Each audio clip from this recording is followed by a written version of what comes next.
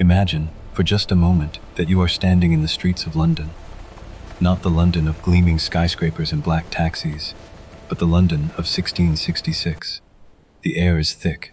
It reeks of fish guts, horse dung, and coal smoke, pressed into every cobblestone beneath your feet.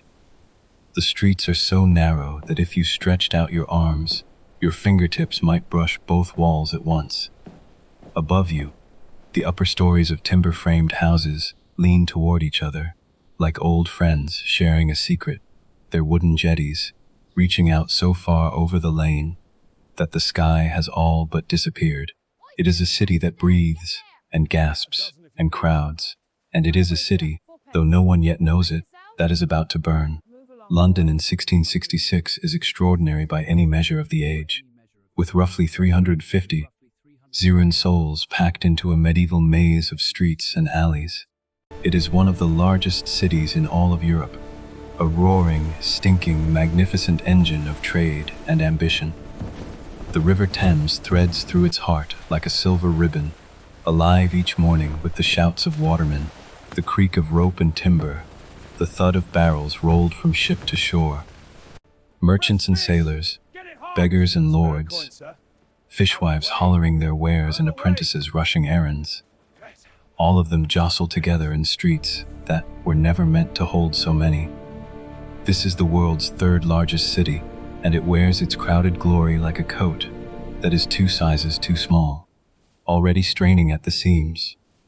Steep a few paces from the great merchants' halls, and you stumble into a warren of poorer parishes where the houses are built from oak timber, ancient wood, dried by centuries of English summers, darkened with pitch and tar.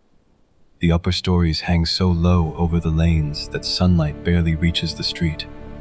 And everywhere, packed into every available yard and shed and stable, are the flammable materials of daily life. Hay and straw, tallow for candles, lamp oil and coal, and rope soaked in tar. London has always been a tinderbox. It has simply been waiting for a spark. There had been fires before. Every parish kept its leather water buckets, its long iron hooks for tearing down walls, its primitive hand-pumped syringes to douse small blazes. But there was no fire brigade, no organized force of trained men. Firefighting was the responsibility of neighbors, of whoever happened to be awake and willing to pick up a bucket. And in the long, breathless summer of 1666, so hot and dry that London's timber walls had been baking for months, the wood growing so parched it might as well have been kindling, that patchwork system was about to face its greatest test. The year 1666 had already demanded so much. Just 12 months earlier, the Great Plague had swept through the city like a dark and merciless tide, moving from parish to parish, filling the churchyards, driving the wealthy to their country estates, and leaving the poor to face it alone behind their plague-marked doors. The red crosses painted on doorways, the carts rumbling through the night with their grim cargo, the distant toll of the church bell. These were images burned into every Londoner's memory. And yet the city had survived. It had grieved and endured, and by the summer of 1666, it was pulling itself back to its feet. Poor souls. They could not have imagined what was still to come. The 1st of September, 1666, is a Saturday, an ordinary Saturday, at the end of that long, scorching summer. Somewhere in a narrow street called Pudding Lane, named not for the sweet pudding you might imagine, but for the offal and butcher's waste, once carted down its length toward the river, a baker named Thomas Farriner is winding down the day's work. Farriner is the king's baker, and his ovens have been burning since before dawn. One more. As the hour grows late and the city quiets around him, he banks his ovens and climbs upstairs to bed. Satisfied the fires below are safely settled, he is wrong.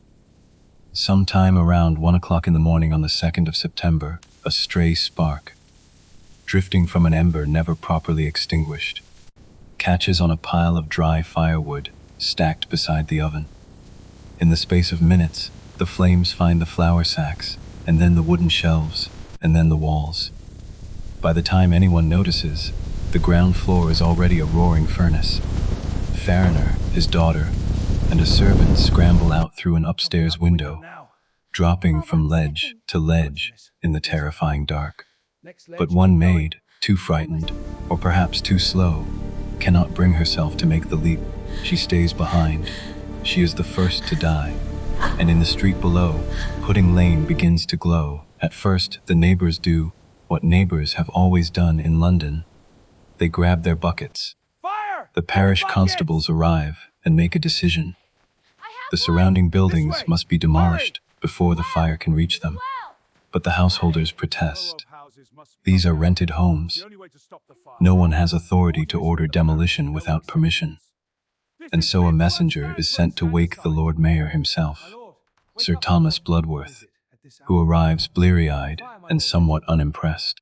He surveys the scene, the crackling timbers, the leaping orange light, the thick black smoke beginning to drift toward the river, and delivers his verdict in words that will ring through history with all the hollow confidence of a man who has badly misjudged the moment. Pish, he reportedly declares. A woman might piss it out. And he goes back to bed. By morning, London is beginning to understand that this is not, in fact, a woman might piss it out situation. The fire has found the Thames Street warehouses. And here is where the disaster truly ignites. Thames Street is packed with the most combustible materials imaginable. Barrels of tallow, casks of lamp oil, stores of spirits and ropes soaked in tar, heaps of coal. When the flames reach these stores, they do not merely spread, they explode.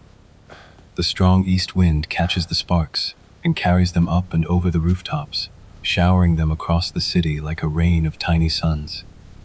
Within hours, 300 houses have collapsed, and still it comes. Samuel Pepys is awakened that morning by his maidservant Jane, who has seen the glow from her window. He rises, looks out, decides it seems far away, and goes back to sleep. But when he wakes again a few hours later, the glow is closer, considerably closer. He dresses hurriedly and makes his way to the Tower of London, climbing to one of its high ramparts and looking out over the city with widening eyes. What he sees stops his breath. The houses at the far end of London Bridge are all on fire. Everywhere he looks, people are streaming into the streets with whatever they can carry. Clothes bundled in sheets, children dragged by the hand, dogs barking and darting between legs. And on the river itself, a desperate flotilla is forming, boats and barges piled high with furniture, with merchant ledgers, with everything a person could grab in the minutes before the fire arrived at their door. Pepys takes a boat himself, watching from the water as the fire consumes the riverfront with ferocious speed. He writes later of pigeons, hovering around the windows of their burning loft houses, reluctant to leave until their very wings are singed, tumbling smoking from the sky. The fire has become its own weather system now, generating its own fierce winds, drawing in air from every direction. And the ash, burning flakes of wood and cloth, swirling upward and drifting out across the city like a slow-motion blizzard of fire, settling on rooftops a quarter of a mile away and starting new blazes before the original flame has even arrived. Pepys rows urgently to the Palace of Whitehall and pushes his way through the corridors to the king's apartments.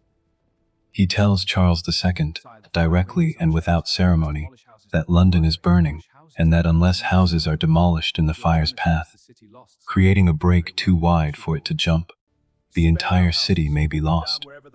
The king listens. He gives the order. Spare no houses. Pull them down wherever the fire threatens. But the problem, the terrible and ironic problem, is that it takes time to demolish a building. The fire is moving faster than any crew of men can work.